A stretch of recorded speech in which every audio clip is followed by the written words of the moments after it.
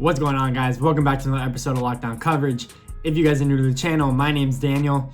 On this episode, we're going to be doing an NFL post-free agency mock draft. We're going to be doing the first 10 picks of this draft, so 1 through 10, and it will include trades. So it could get a little messy. Therefore, we're only doing the first 10 picks. I don't want to do the whole first round because then it gets kind of out of whack, and it's pretty much impossible to predict where players are going. So without any further ado, let's get into it. All right, so the Bengals were on the clock.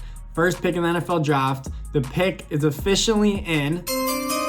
And with the first pick in the NFL draft, I have the Cincinnati Bengals selecting Joe Burrow. Comes to no surprise here. I took the same exact pick in my pre-free agency mock draft as well. Joe Burrow is the best player in this draft. That's a quarterback, not player-wise, but a quarterback. I think he will succeed in the NFL. The Bengals just need to have a supporting cast around him, and they do with A.J. Green and multiple playmakers, Joe Mixon. They need to improve the offensive line. That is the number one thing, so he doesn't get beat the shit out of in the NFL. But Joe Burrow, best player, Heisman Trophy winner, national championship winner, all in 1 year, more accolades than you could ever accomplish in 1 year, in my opinion, over 60 touchdowns.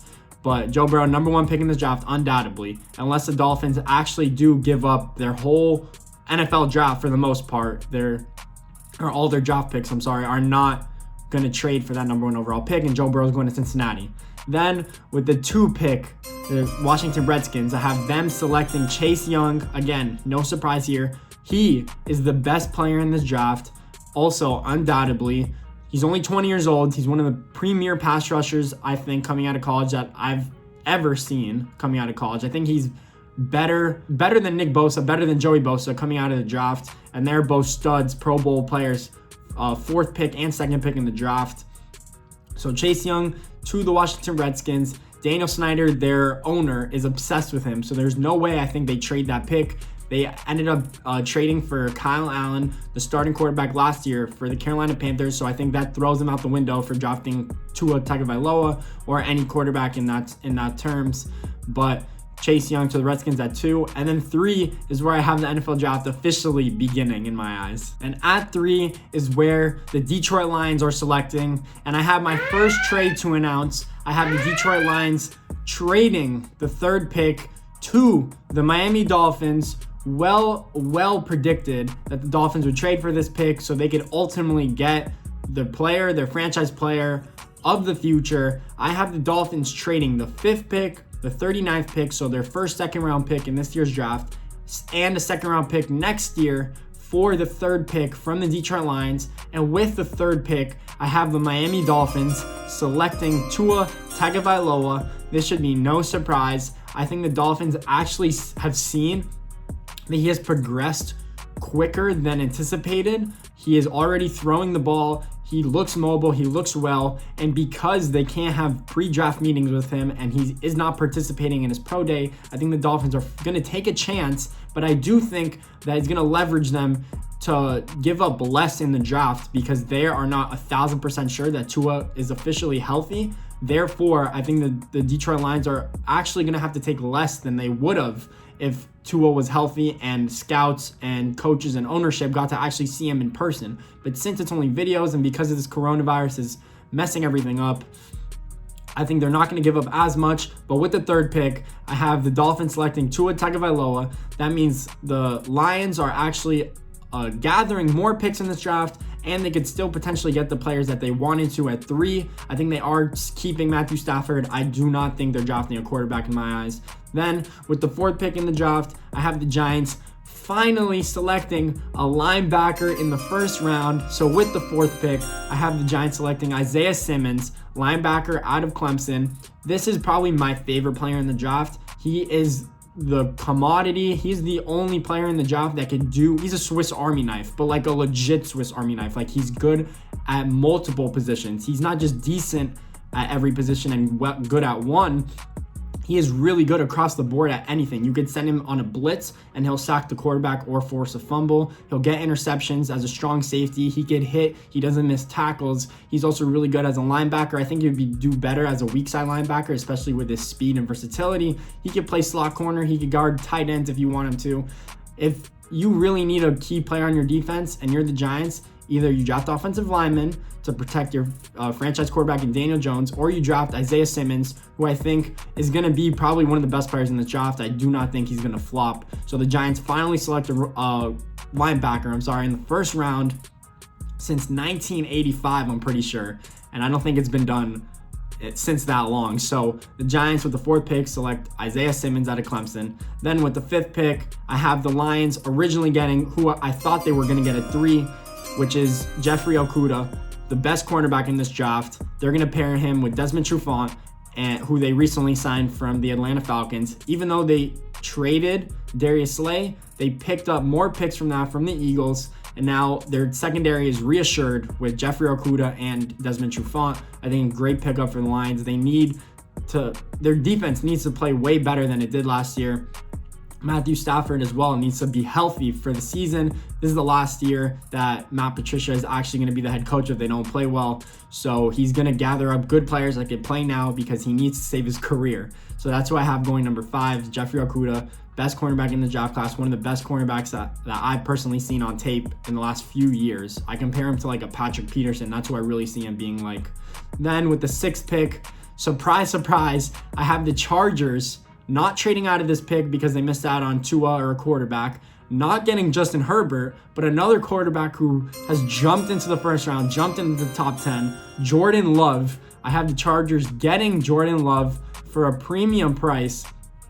I think a lot of teams, I think, actually see him as being a poor man's Patrick Mahomes, but a poor man's Patrick Mahomes should be one of the top 5 quarterbacks in the NFL.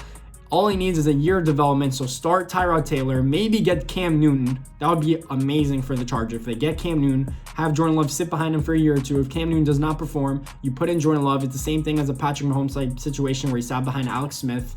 Great pickup for the Chargers if that actually happens.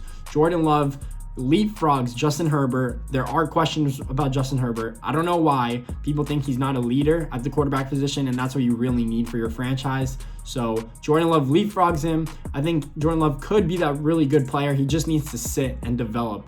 I saw his 2018 tape. It was phenomenal. He had 32 touchdowns and 6 picks. But in 2019, when he lost all of his starters, he played really bad. He lost the head coach, I'm pretty sure, also. So I don't blame him, but he did not show promise in 2019. So therefore, you're going off his 2018 tape.